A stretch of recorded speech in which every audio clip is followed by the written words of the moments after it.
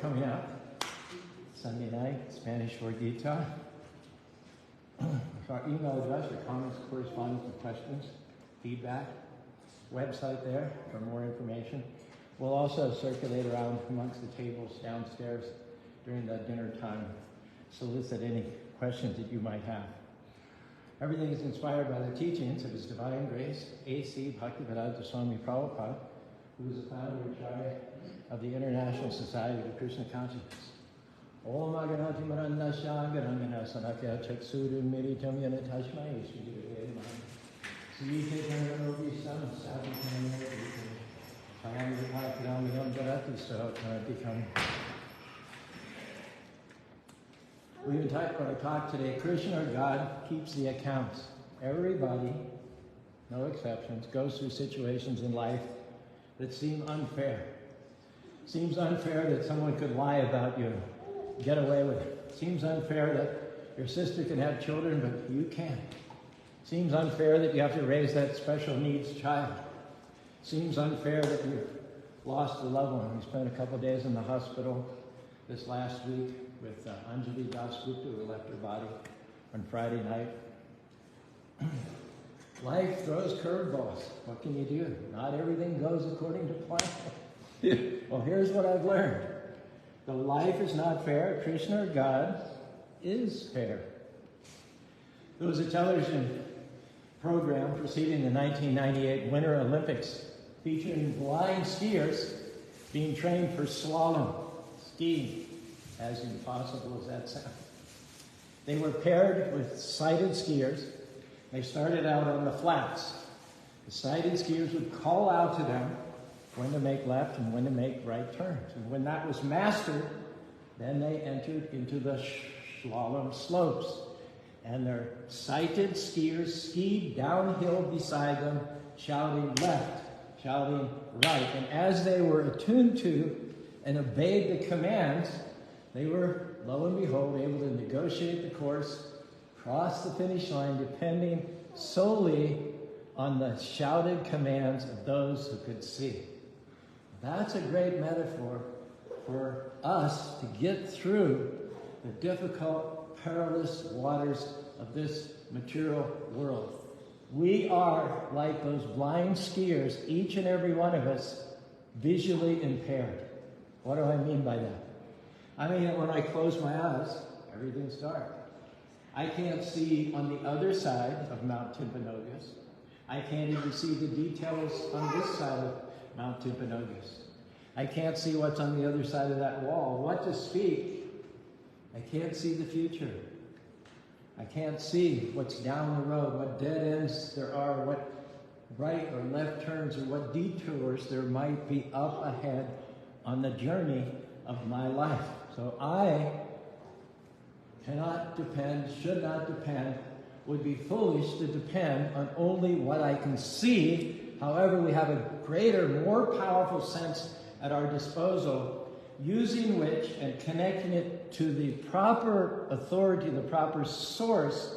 Though we're visually impaired, we can slalom through the dangerous twists and turns of life and get ourselves to where we need to go. And that means hearing from scriptural references from saintly persons. Krishna is described in the Bhagavad Gita, Vedaham Samadhitani Vartamani Bhavisani Chaburi Mamtu Bevanakashana. Krishna, God, sees past, He sees present, He sees future. I'd say you're all bummed out because the girl of your dreams, you just knew she was the one. She sent you a Dear John letter. You're heartbroken. How will I ever live my life? Well, fast forward 30 years. You're married. Your wife isn't as stunning. She doesn't have this... She doesn't have the sizzle factor of your old high school flame. But your old high school flame is now on her third divorce. Whereas you're married to someone a little more plain looking, but very steady. You love her. And you're thinking, wow, that was a close call. I didn't see that one coming, but Krishna did see it coming, and He saved the situation. Here's a poem. That's one of my favorite poems. Krishna, God's ways may twist and turn, my heart may throb and ache, but my soul is no concern, because He makes no mistake. My cherished plans may go astray, my hopes may fade away, but I'll still trust in him to lead because he knows the way.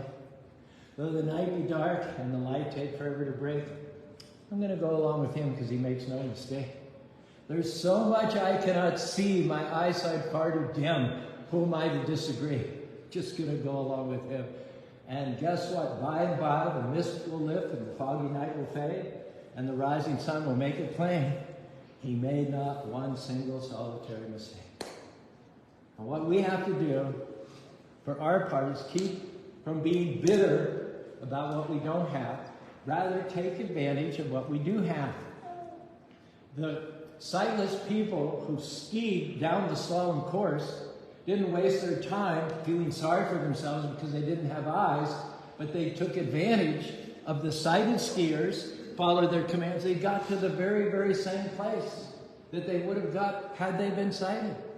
So similarly, if we hear from the right authorities, Hare Krishna, Krishna Krishna, Hare Hare, Hare Rama, Rama Rama, God through sound vibration is going to get us to where we need to go. He'll pay you back also for all the unfair things that have happened to you. So what should we do? Don't let one bad break spoil the rest of your life. Don't let one divorce, one sickness, the loss of one loved one bankruptcy, a bad childhood keep you from the amazing future that God has in store for you.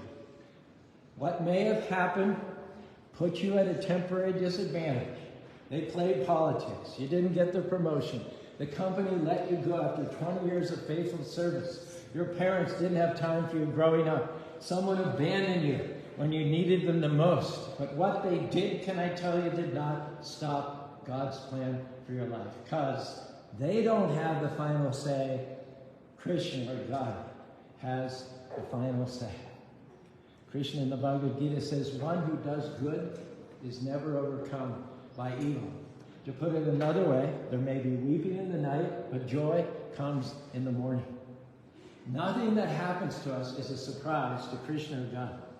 He knows past, he knows present, he knows future, he has the restoration, he has the vindication, he has the new beginnings, all lying up. Reciting an instance from the great Indian epic, the Mahabharata, the righteous Pandavas were cheated of their kingdom in a crooked dice game arranged by Duryodhana and sent into exile for 14 years.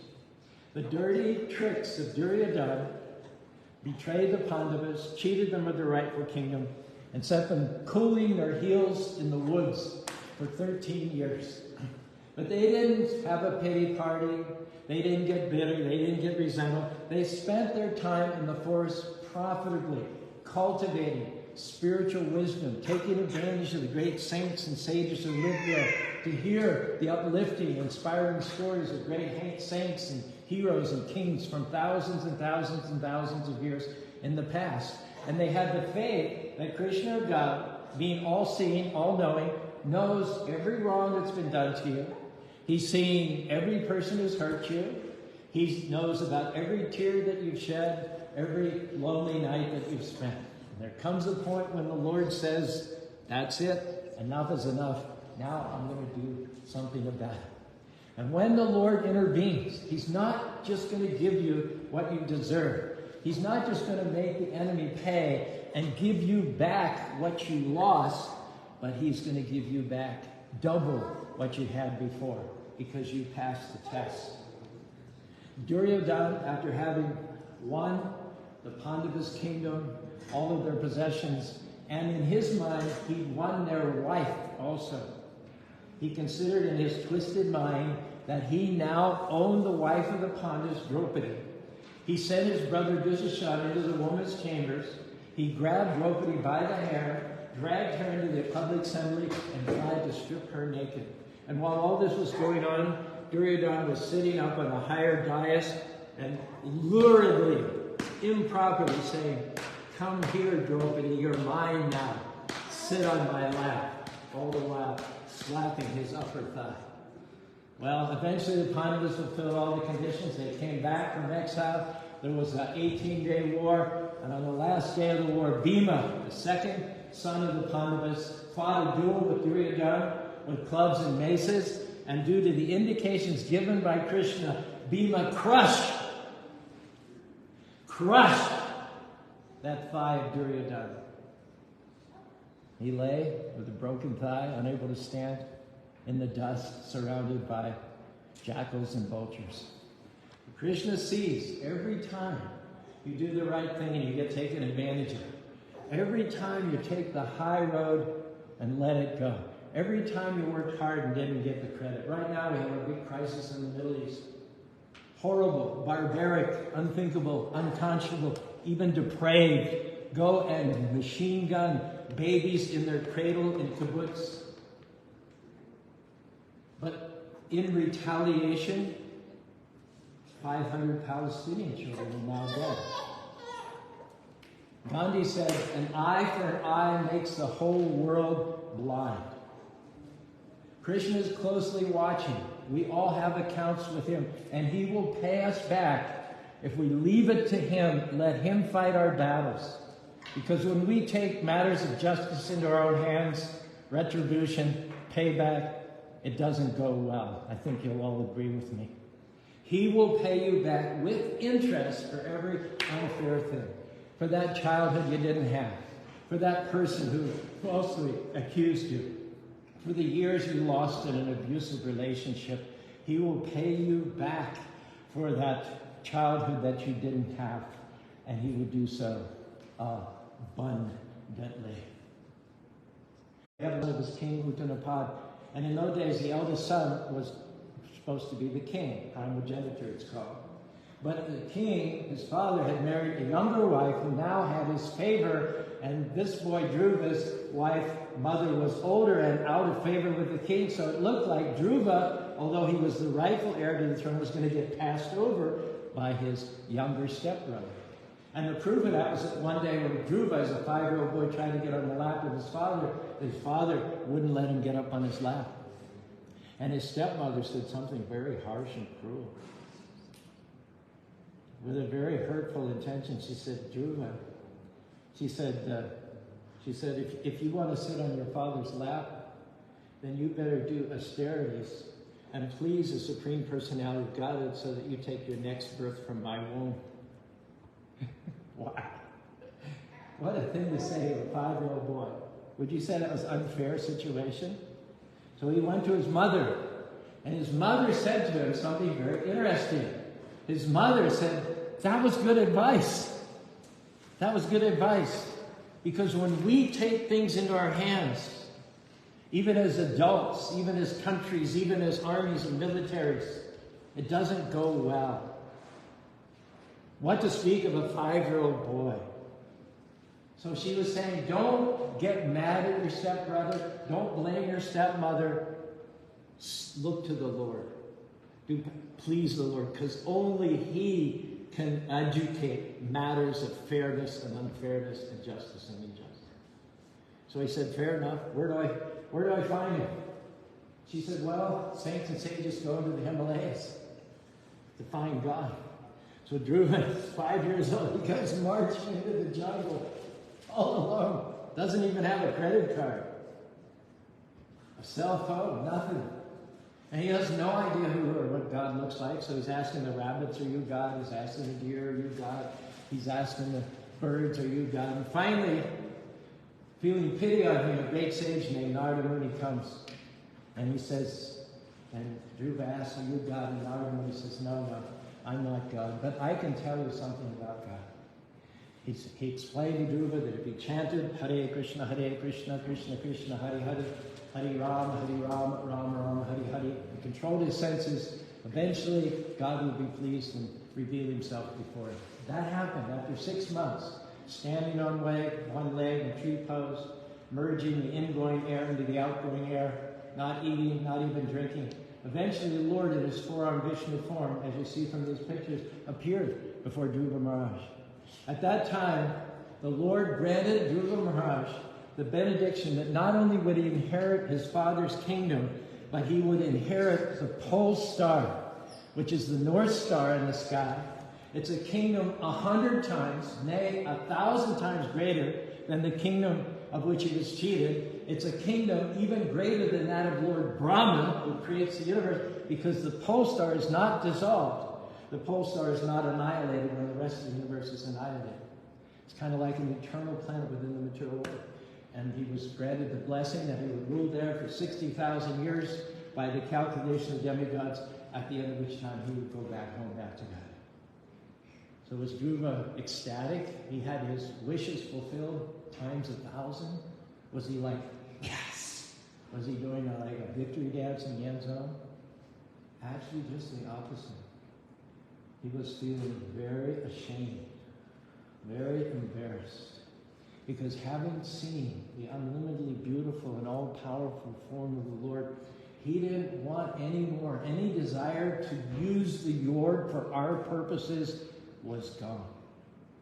And that was replaced by a spiritual desire. Could you sit up, please? We don't lie down in the temple room. Thank you. It was replaced by a desire simply to serve the Lord unconditionally. Crude example.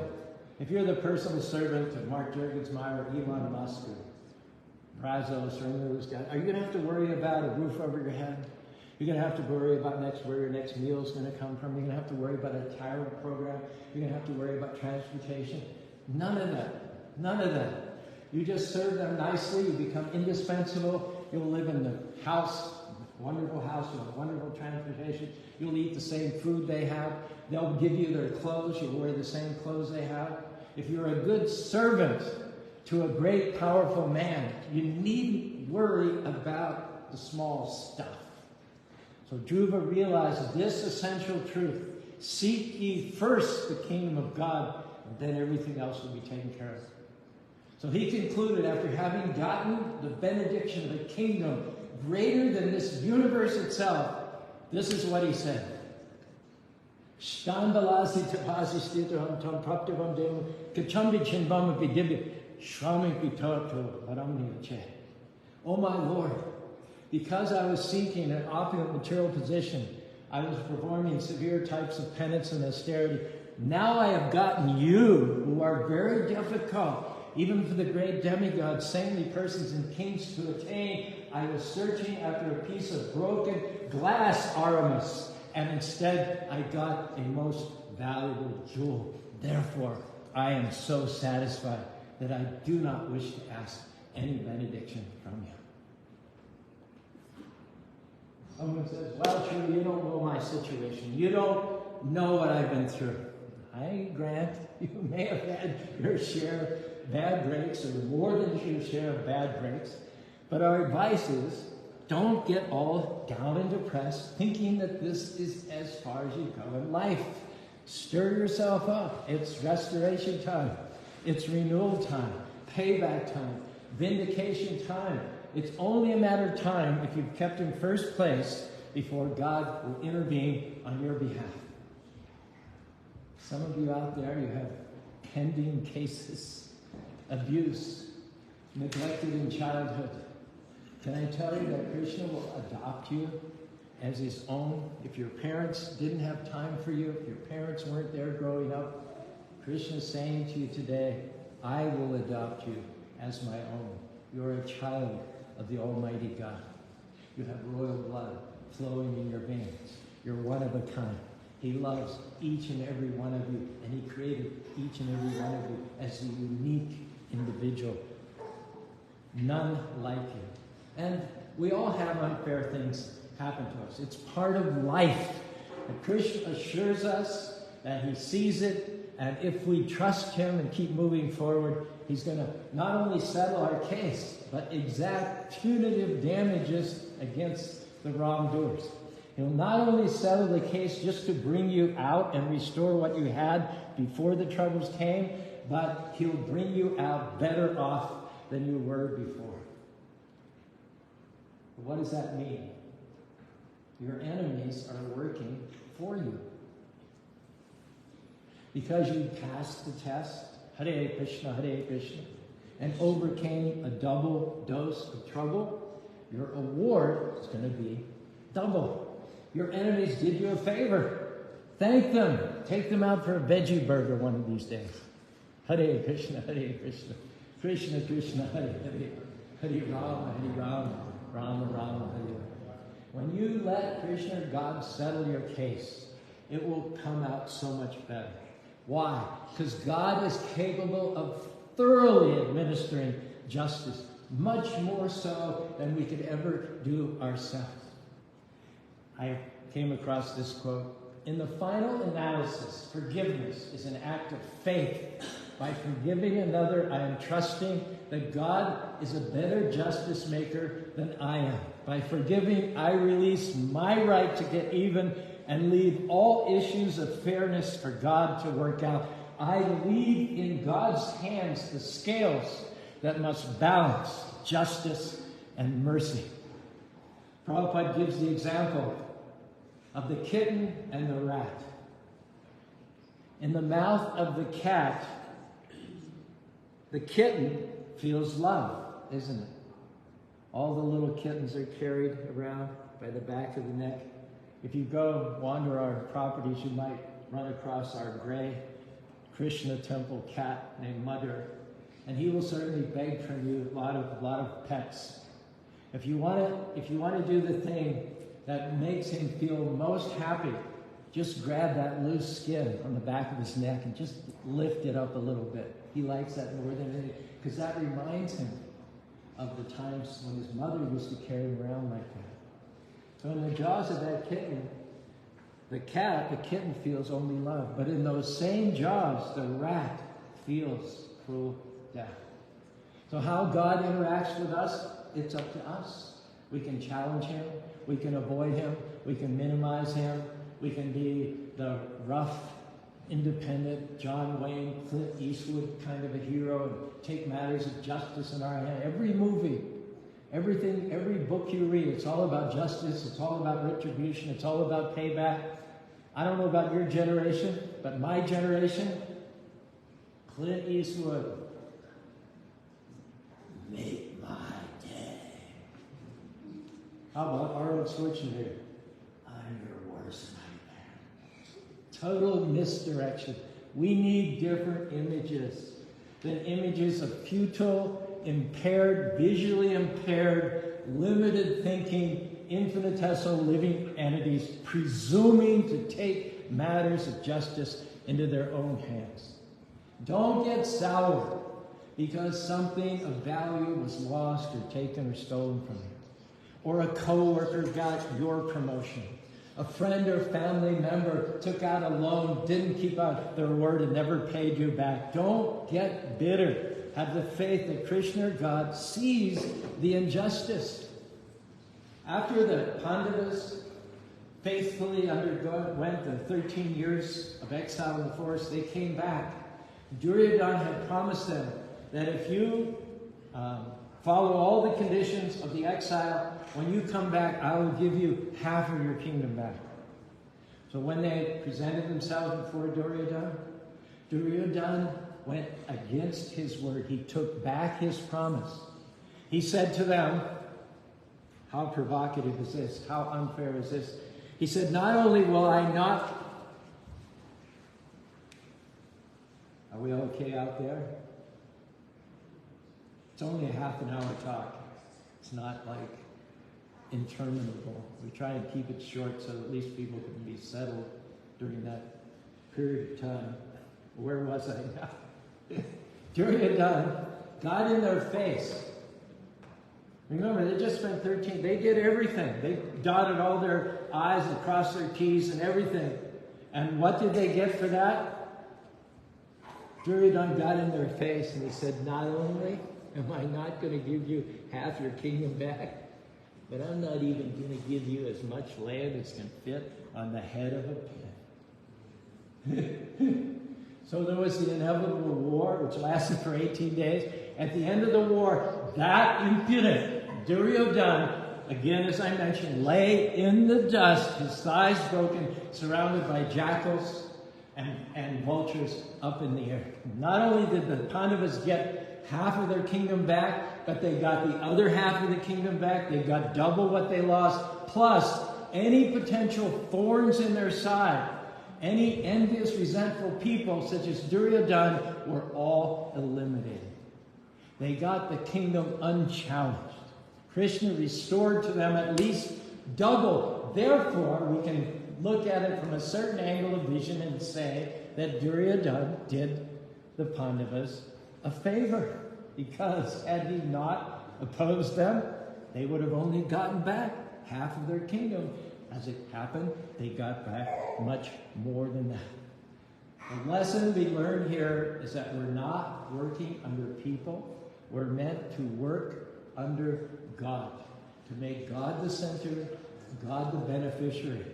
And he is a God of justice. He is a fair God. If someone's not keeping their word or playing politics or not giving you credit, don't try to pay them back. Instead of complaining about injustice, get up in the morning and say, things may seem unfair, but I know my Creator is fair, and he will redeem me from every difficulty. We need different images before us than those of Arnold Schwarzenegger and Clint Eastwood. How about this? The Pope, some years ago, I think it was a previous Pope, in an amazing scene, went to the man in prison who had tried to assassinate him and knelt down before him to forgive him. Another image. At his inauguration, Nelson Mandela, when he was installed as the president of the New South Africa after having been in prison for 30 years, he invited as his special guests of honor at the inauguration the two white prison guards who had guarded his cell all of those years.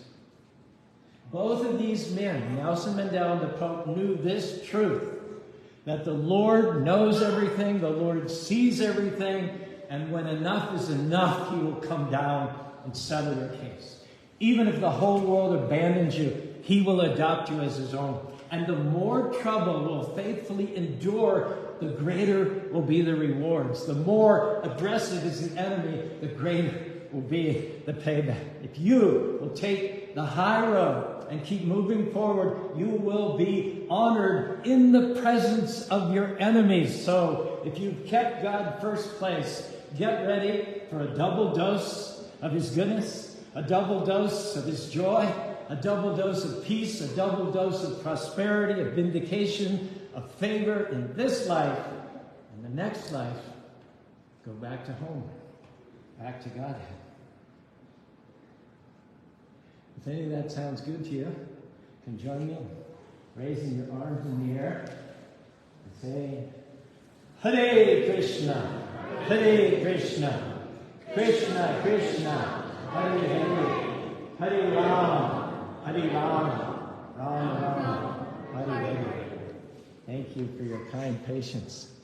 You're a good crowd. I know that Jai Krishna's not going to join us because I saw on his Facebook he's near an ocean somewhere. So I'll go ahead and lead the arcade. Unless you're a good singer. Are you a good singer?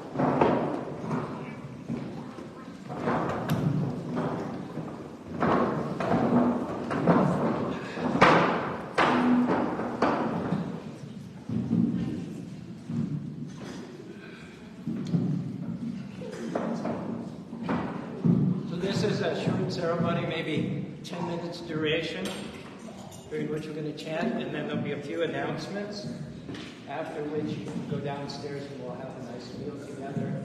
We can sit and talk, you can answer questions.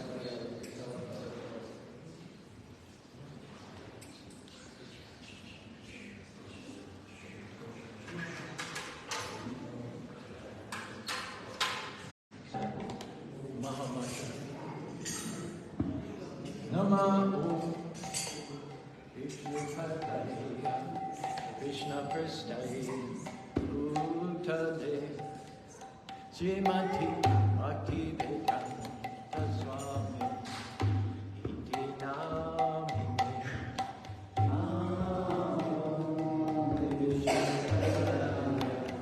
Krishna Prasthaya Bhutale Srimati Bhakti Vedanta Swami